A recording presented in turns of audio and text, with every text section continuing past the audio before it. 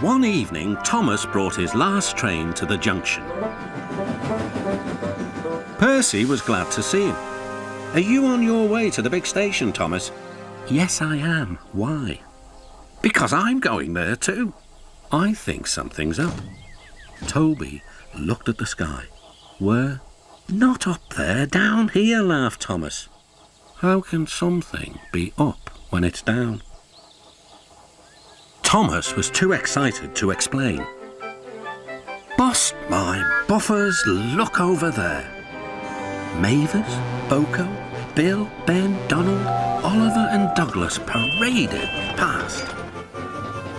"Good evening, you three," whistled Donald. "Aren't we all a fine sight?" "Very splendid indeed," admired Toby. "We're sorry we can't stop. The Fat Controller wants us all together at the station." "What is this about?" asked Thomas. "The Fat Controller has a plan," answered his driver. "Come on."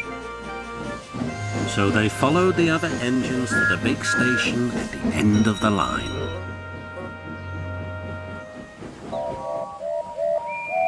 "Silent!" called the Fat Controller. "I have an important letter to read from a little girl who is 5 years old." "Dear Thomas and all the engines, please can I meet you? My friends say they would like to meet you too.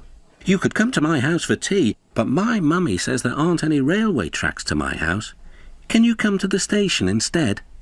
Thank you very much." "It seems," continued the Fat Controller, "that there are many girls and boys who would like to meet you. Therefore, we are all going to the big city far away." "Hooray, hooray!" the engines whistled. "Silent!" called the Fat Controller. "Other engines will be working here while you are away, so please show them what to do." As Annie and Clarabelle were going to the big city too, Thomas and Oliver practiced with some other coaches.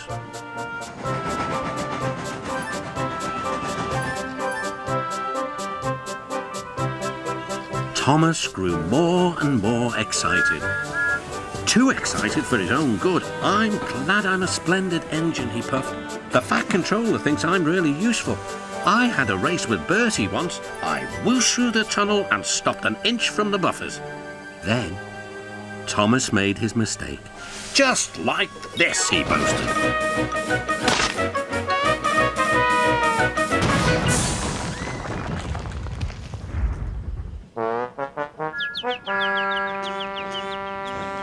No one was hurt, but Thomas's front was badly bent.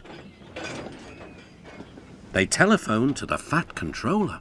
"I'll send up the workmen," he said. "But if they can't mend Thomas in time, we'll have to go to the big city without him." Poor Thomas. 8 o'clock next morning. The engines waited at the junction. Toby and Percy were each on a truck, and Duck had pushed them into place behind Edward. Gordon, James and Henry were waiting to lead off. They whistled impatiently. The Fat Controller looked at his watch. "I'll wait one more minute for Thomas, then we have to go."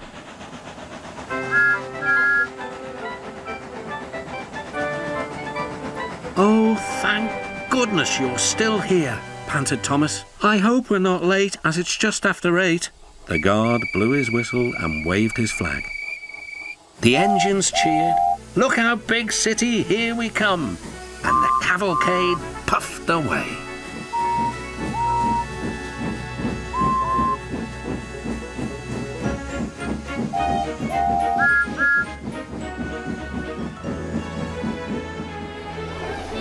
Later in the big city, all the engines were lined up in a splendid shed. The children were delighted to meet their friends.